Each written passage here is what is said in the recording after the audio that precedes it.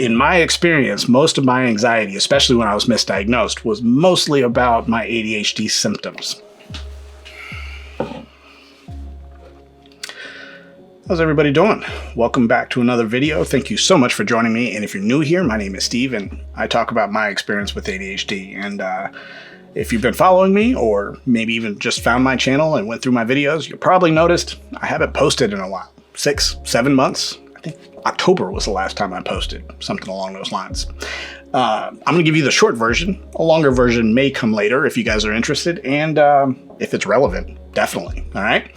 Short version. About October timeframe, I got the opportunity of a lifetime. I got a new job, so I get to make videos for a living, something I've always wanted to do, especially once I got into photography and videography and stuff like that. And so I've been spending most of my time trying to build that workflow, you know? And then tragedy kind of hit my family in March of this year. Nights last forever and days run away. The world makes us fly by into the gray. With every season, every change, you'll be the sunlight I feel on my face. My wife, Allison, mother of my 2 children, passed away unexpectedly. We are timeless waters. I am frozen. We are timeless. I'm moving. I'm standing still. We are timeless shadows of your twilight. We are timeless. And so my kids and I are trying to deal with that.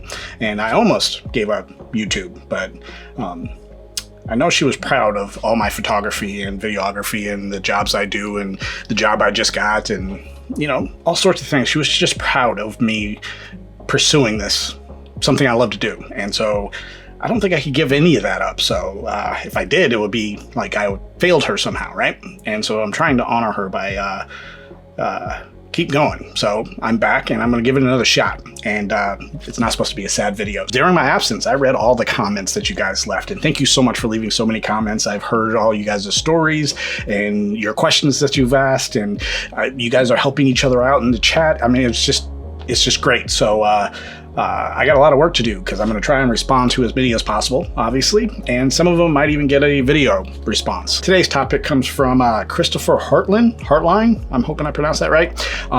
Differences between ADHD and anxiety, and being misdiagnosed with anxiety, and also feeling like, you know, the specialist didn't exactly listen to your concerns all that much. And I got some experience in that realm because I was misdiagnosed with anxiety, and yeah, I think I got, you know, some tips to try and figure out if it's anxiety, and some tips that would help if you kind of feel like it's a misdiagnosis in a way. I got 3 points that I want you to kind of take away from this video when it comes to trying to figure out if it's anxiety or if it's ADHD. Point number 1.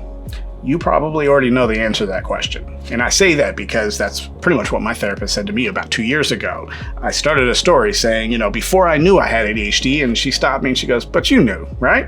And I'm like, "No, I wasn't diagnosed." And she said, "Yeah, but deep down, you pretty much knew you had ADHD, right?" And after thinking about it for quite some time, I realized she's right. So I would say, think deep down, deep down. And you probably already know the answer to that question, if it's ADHD or if it's anxiety. Point number 2, you are the expert of you. Nobody else knows you like you do. Even if you go to a psychologist, a psychiatrist, a social worker, a doctor, they're experts within the field of study that they perform in, right? But they're not experts of you. In the military, I hurt my knee, and I actually tore some ligaments in that knee. But when I went to the doctor the first time, they looked it over and they said, "Yeah, I can't find anything wrong." For a year, I kept telling them, you know, something's wrong. But I kept going back and I kept going back until I found that one doctor that actually said, "You might have some tears in your ligaments in there." So next thing you know, I was scheduled for surgery.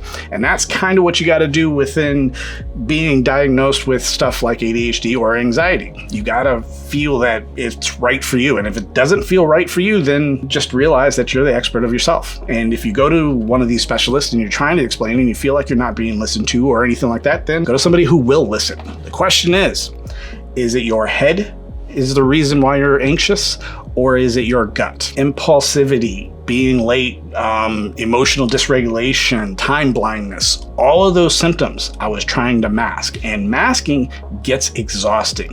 You zoned out while I was trying to coach third base. You cost the kids the game. What do you want me to do? You're always telling the kids to always think of the next play. That's what I'm doing. No, you weren't. You were thinking about how the word priceless doesn't make any sense. Can you blame me? The suffix less means without. So price less means without price, means it's free. I mean, why do we think it's so expensive? And then, after you're exhausted, you just start to worry on whether or not somebody sees through that mask. So for me, yes, that's where my anxiety was mostly coming from, was always having to mask all of my ADHD symptoms. If it's your gut, it's probably life in general. It's general anxiety disorder. You're worried about pretty much everything, your home life, your work life, your school life, your friends, your family, your social life. You're worried about all of that, and you probably have like this sense of doom, like you're waiting for the other shoe to drop because your life is going good right now, right? And the way your life has always been like, well, it's going good for a while, but then something bad has to happen, and you're constantly worried about something that might not even happen. Sometimes it does, but might not even happen. And that is more of your gut, because you're not worried about how your brain works. You're just worried about what's going to happen in life, things that you really can't control to an extent. Okay?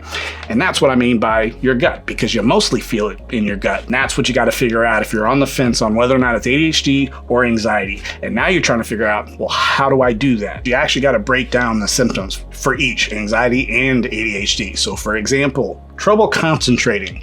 Most people, especially if you think you have ADHD, thinks that symptom is going for ADHD, but really it's going for anxiety. Having trouble focusing and getting a task done, it's most likely because you're worried about something else. At work, you're worried about home. At home, you're worried about work. And that's the reason why you're having trouble concentrating, or one of the reasons that you could be having trouble concentrating.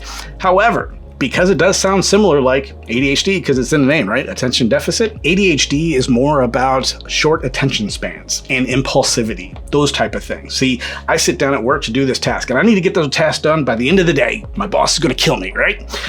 But then I got another thought, another idea of how to do it easier or something like that. And then my impulsivity kind of kicks in, and now I react on that thought. And now I'm doing this other task over here that's related, but it's really not getting this task done, right? But then I have another thought, and another thought, and another thought. I have a short attention span, and that's why I'm having issues with concentrating on the task at hand. It's because of my impulsivity or my short attention span.